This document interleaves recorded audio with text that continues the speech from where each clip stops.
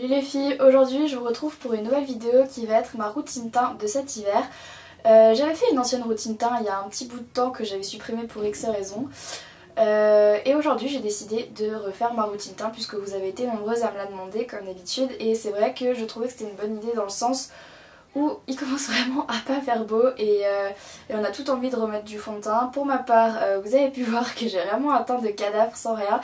Là je sors de ma douche, je n'ai pas de crème, pas de correcteur, pas de fond de teint, j'ai vraiment rien. Et j'ai fait ça pour vous montrer ce que ça donne vraiment avant-après parce que c'est pas fameux. Donc ne faites pas attention à ma tête de cadavre du moment, vous verrez bien après. Voilà, donc c'est vrai qu'on commence un petit peu à perdre son bronzage de l'été et qu'on a envie de remettre du fond de teint, tout ça en même temps que les gros pulls, les bonnets, les écharpes, tout ce que vous voulez. Donc c'est parti. J'ai attaché mes cheveux parce que sinon j'arrive pas trop à me barbouiller la tête de plein de choses avec les cheveux détachés. Alors pour commencer, je vais vous montrer ma crème de jour. C'est la même que j'avais avant, mais que j'ai toujours. Donc c'est la vitamine E crème de jour Bel Éclat. Donc cette crème, je l'ai payée aux alentours de 17 € chez The Body Shop.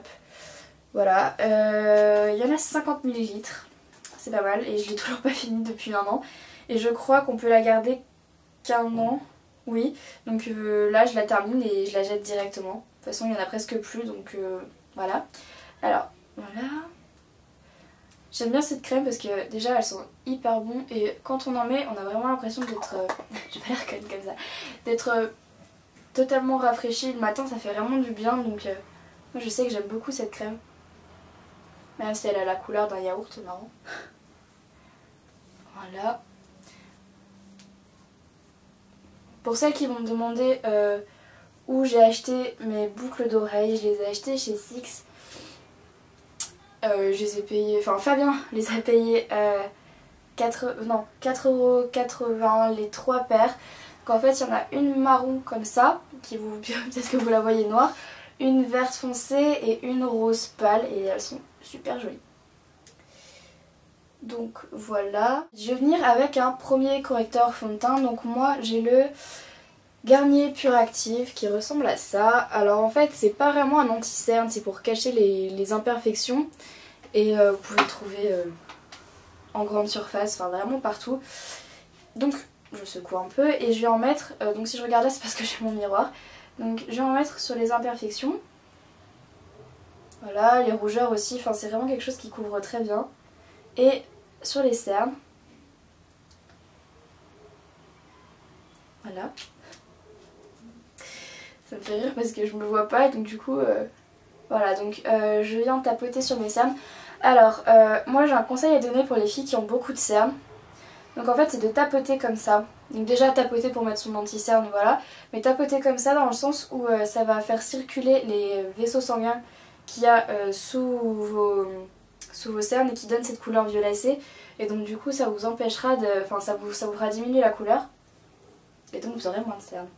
Moi je fais ça tous les matins, genre 2 ou 3 minutes et ça marche vraiment super bien. Voilà. Ensuite, pour être sûre que j'ai vraiment plus aucune imperfection, je viens avec le All Over Cover Stick donc de chez ELF. Voilà, moi j'ai la teinte apricot beige, donc ça se présente comme ça, puis j'en ai un peu là, donc je vais en prendre là, mon capuchon. Donc je mélange parce que sinon il est vraiment trop couvrant, et je vais en mettre un peu sur les imperfections qui me restent. Voilà. Et un tout petit peu pareil sur les cernes. Si vous avez les cernes creusées c'est bien parce que ce truc, enfin c'est pas bien si vous avez les cernes creusées, pas pour vous, mais ce truc est bien dans le sens où il comble les trous théoriquement. Voilà, donc pareil je prends, je tapote. Donc en fait le truc dommage c'est que ce All Over Cover Stick pour moi est un peu trop clair maintenant. Parce que ça fait un moment que je l'ai et avant j'avais un peu la peau plus claire et là il me reste encore un tout petit peu de bronzage de cet été. Donc du coup c'est un petit peu clair. Mais bon c'est pas grave, cet hiver il sera bien. Ah j'ai oublié un truc. Bon voilà, c'est pas grave. Voilà.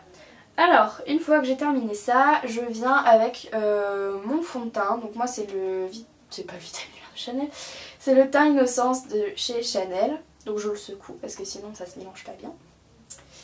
Voilà, alors je n'applique pas mon fond de teint avec un pinceau, déjà parce que j'en ai pas. Et parce que je pense que je m'en sortirai pas très bien avec un pinceau et je préfère l'application à la main parce que j'ai l'impression que je maîtrise mieux ce que je fais. Ce qui peut paraître complètement stupide mais moi j'aime bien. Voilà. Alors, vous allez voir le rendu de ce fond de teint et...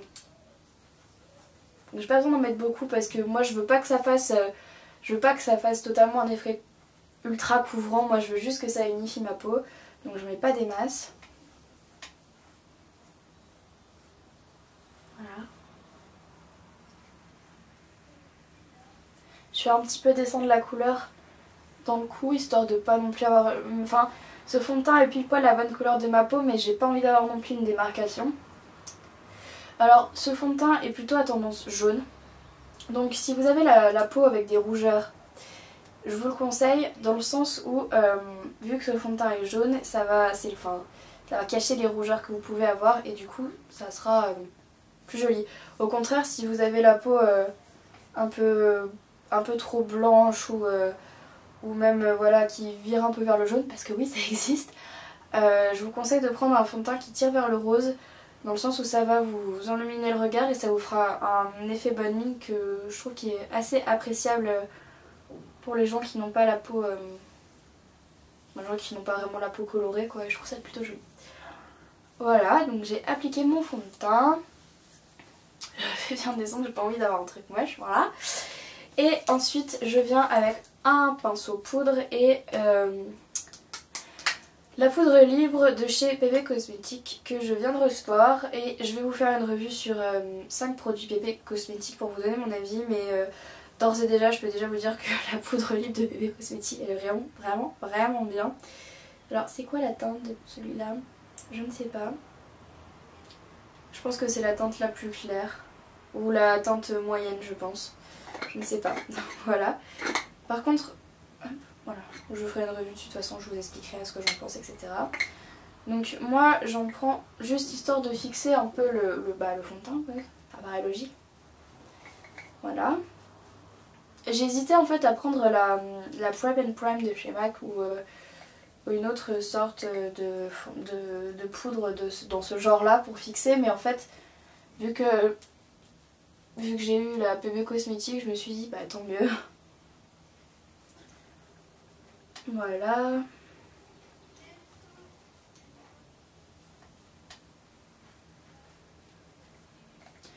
Donc comme j'ai souvent l'impression d'être un petit peu trop jaune dans le... Enfin un petit peu trop blanche dans le cou et au niveau du buste quoi. Moi c'est vrai que j'ai peut-être une mauvaise habitude qui est de mettre de la poudre dedans parce que je mets souvent des... Enfin pas forcément des décolletés mais enfin voilà des trucs où on voit mon cou et j'ai pas envie d'avoir une démarcation ou quoi. Donc même si ça se voit pas forcément à la caméra ou quoi, moi je trouve que ça se voit. Donc du coup je peux pas m'empêcher de mettre un petit peu de poudre. Voilà, ça c'est terminé. Et ensuite je vais venir appliquer le contouring et le blush. Alors avant de commencer, je tiens à vous dire que ça fait pas très longtemps que j'ai appris à mettre du contouring. Et donc je vais essayer de vous apprendre entre guillemets, enfin de vous expliquer à quoi ça sert. Mais sachez bien que je ne suis pas une pro hein. Alors pour le contouring, je vais venir utiliser Harmony de chez MAC. Donc c'est un blush comme ça qui est marron clair. Voilà, en fait c'est un petit peu un bronzer je dirais, mais je veux pas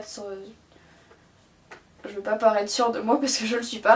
Alors pour appliquer le contouring, on en met sur son pinceau. Mais en fait le but du contouring ça va être d'affiner votre regard, d'affiner votre visage.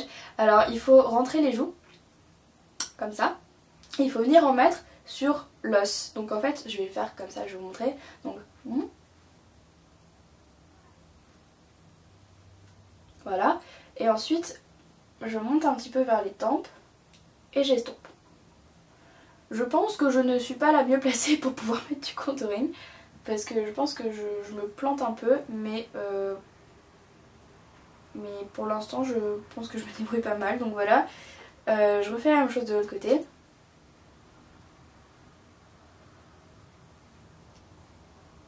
Voilà, j'en ai mis dans le creux et je viens estomper. Voilà. Je pense que c'est pas trop mal. Donc je suis pas une experte du contouring mais Et je pense que c'est pas trop mal, enfin du moins j'espère.